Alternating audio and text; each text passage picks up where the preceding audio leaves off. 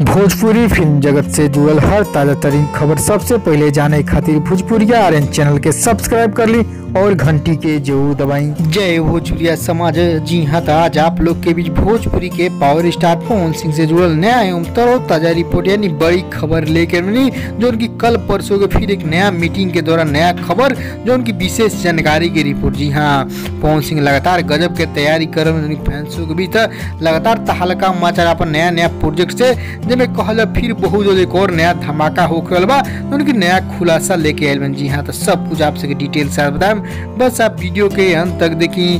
उससे पहले एक और रिक्वेस्ट करें आपसे कि यदि आप भोजपुरिया आर्यन चैनल पर नया बनी तो जुड़ जाइए, सब्सक्राइब कर ली और एक घंटी के आप जरूर दबा दी।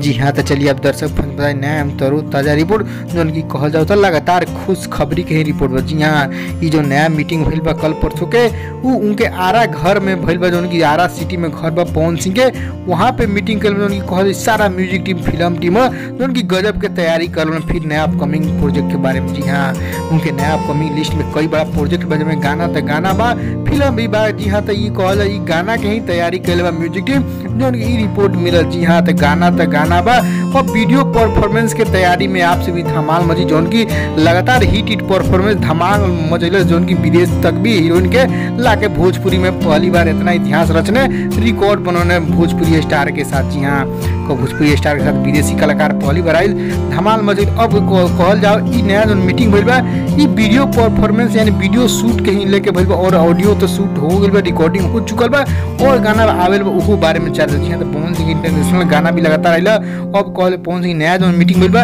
ई गाना के पाके ही खुलासा मिला म्यूजिक टीम की तरफ से रिपोर्ट, जो उनकी कल परसों के और नया गाना के प्रोजेक्ट के बारे में तैयारी भइल बा। क्योंकि लॉकडाउन को अभी स्थिति सुधरल नहीं, लॉकडाउन अभी ना खत्म हुई, तो पवन सिंह अपन फैंस लोग के बीच फिल्म से तहलका ना मचा पे। कहीं कभी सिनेमा घर के भी रिपोर्ट नहीं करे, कब से सिनेमा घर चालू है, आपसे सिनेमा घर की रिपोर्ट बहुत जल्द हम लेके आए, कब चालू हो गए, लेकिन कहल गाना की तैयारी पवन सिंह कर अब बहुत जल्द हो खबर नया जबरदस्त धमाका। जी हाँ, तो आप सब फैंस लोग कहा चाहते हैं पवन सिंह गाना से ही धमाल मचाओ, तहलका मचाओ कि ना, कहें कि फिल्म तो अभी ना रिपोर्ट मिली, अभी ना चली फिल्म, सिनेमा हॉल ना खुली, तो आप गाना से ही आप सबके प्यार से चाहिए। आप सब खबर के लाइक शेयर करी दबा के, ताकि और फैंस दर्शक जाने पवन सिंह गजब के तैयारी फिर कर आ रहा अपन सिटी में घर पे नया म्यूजिक नया गाना खातिर। आप सबके बस तैयार रही, बहुत जल्द और भी विशेष रिपोर्ट हम लेके आए। तब से खबर कैसा खबर लाइक शेयर करें दबा के, और आप कमेंट करके बताएं आपके गाना कितना इंतजार करें, पवन सिंह नया गाना देखिएगा, ये जरूरी।